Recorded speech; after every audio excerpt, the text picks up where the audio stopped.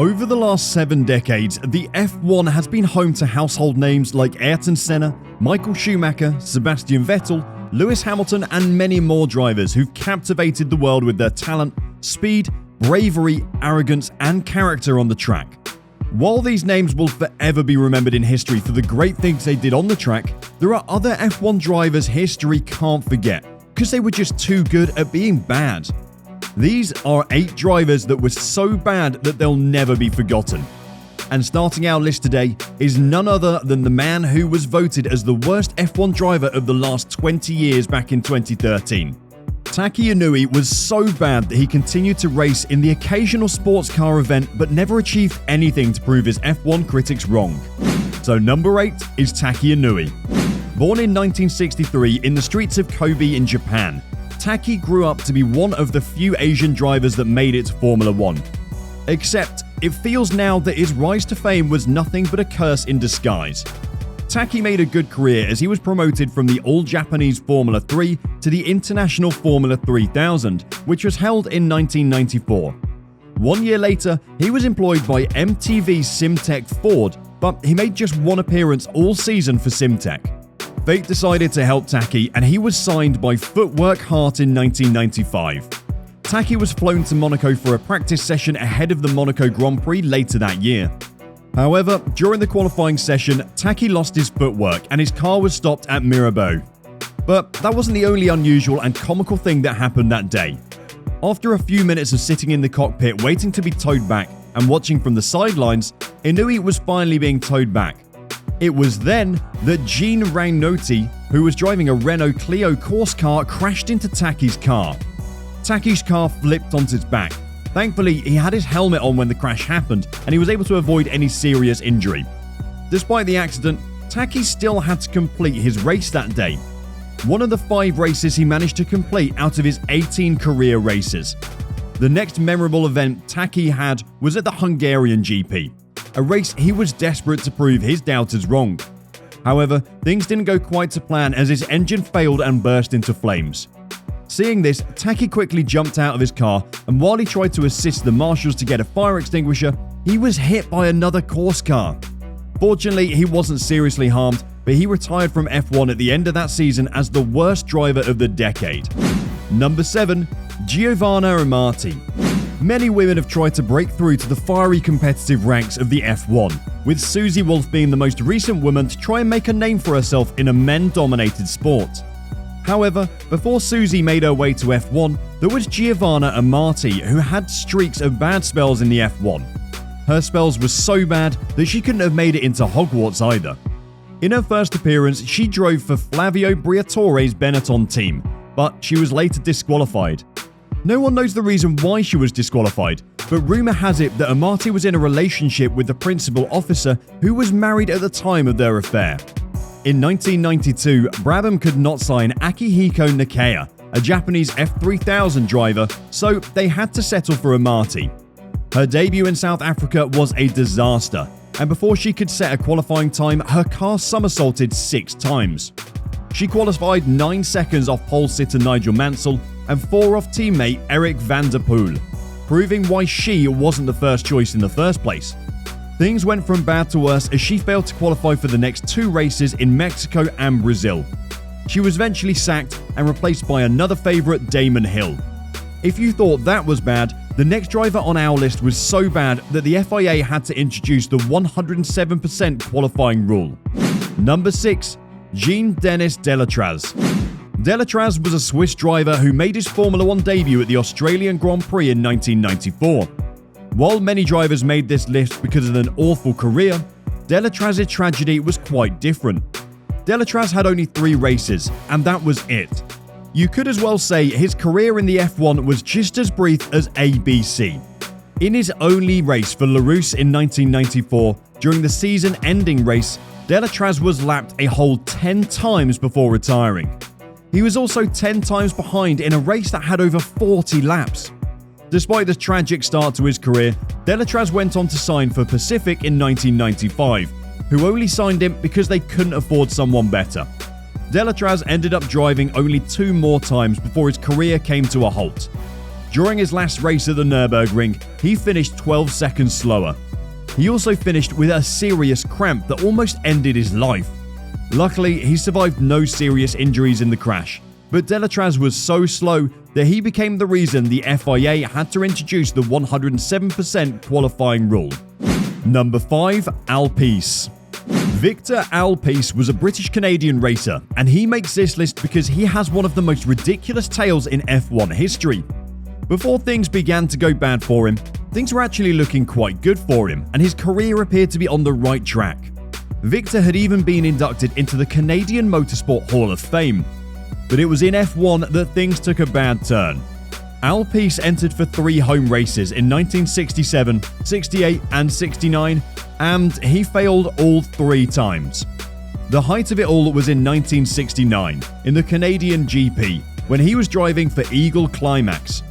Piste was shown the black flag for being a general menace and battling with the race leaders despite being several laps behind. Can you just imagine that?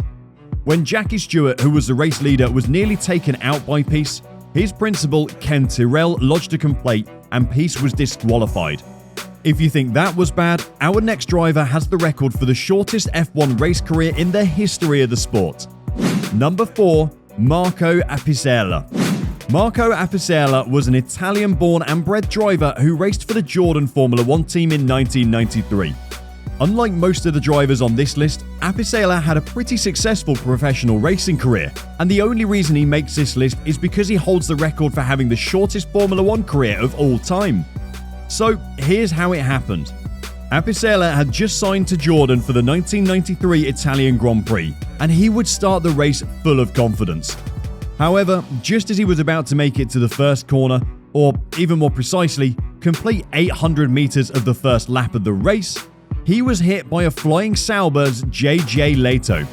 Marco was later replaced by his teammate Naspetti for the next round in Portugal, and that was the end. Many people consider Marco unlucky, as he later went on to win the Japanese F3000 series. Say whatever you want or think, the truth is we might never know how good or bad Marco Apicella would have been as a Formula One driver if he'd been given more opportunities to compete. But that's just life for you. Our next driver fulfilled a lifelong dream to become an F1 driver, but he was so bad that he never made it past his first race. Number 3. Chanuk Nassani. If you'd played Codemasters, Grand Prix 4 or any other F1 game, then you probably know what it means to dream about driving a Formula 1 car and racing against the best of the best, just like how it is in the game. For Nassani, it was different. He was one of the few men who could make that dream come true. He was a very successful Hungarian-Israeli businessman, and he made his dreams a reality when he bought himself a drive in the Minardi team. For Nassani, driving initially was a hobby, but the hobby soon became a serious business and an unstoppable obsession. Whilst most Formula 1 drivers start training at a very young age, Nassani started training at age 38, before finally making his F1 debut at a practice for the Hungarian Grand Prix in 2005. By then, he was already 41. But how did this sweet tale turn sour? During the race, Nassani went far off the pace and spun into a massive gravel trap and then craned off the circuit. While all this happened, he was still seated in his car because he couldn't remove his steering wheel. Reports said he felt trapped. Maybe it was shock, maybe it wasn't, but it was proof that although money could make the world's fastest cars, it can't drive them. Number 2. Nikita Mazepin. Mazepin is another great proof that even though money could help make the world's fastest cars, it can't drive one. It's no secret that the only reason why Haas most likely signed Mazepin in the very first place is because of the money he brings to the team through his father, who is a major sponsor for the Haas team. Even Gunther Steiner couldn't deny that. While Mazepin has excelled at times as he made his way through the ranks, when you take a good look at his first 2 seasons in F1, it's difficult to see how he warrants getting a place in F1 before a number of young drivers on talents alone. His first campaign was nothing short of terrible. He struggled to adapt to his car and failed to finish higher than P8, and he only scored points on just 5 occasions. The worst part of that campaign was at his home race at Sochi, when he was adjudged to have caused an accident that left both him and Nobuhiro Matsuuti in hospital. The steward, of course, handed him a 15th-place grid penalty and 4 penalty points. On the other hand, Nick de Vries won the title and scored 255 points more than Mazepin, wasn't given any chance by an F1 team. So, when you look at talent alone, Mazepin just doesn't cut the bill.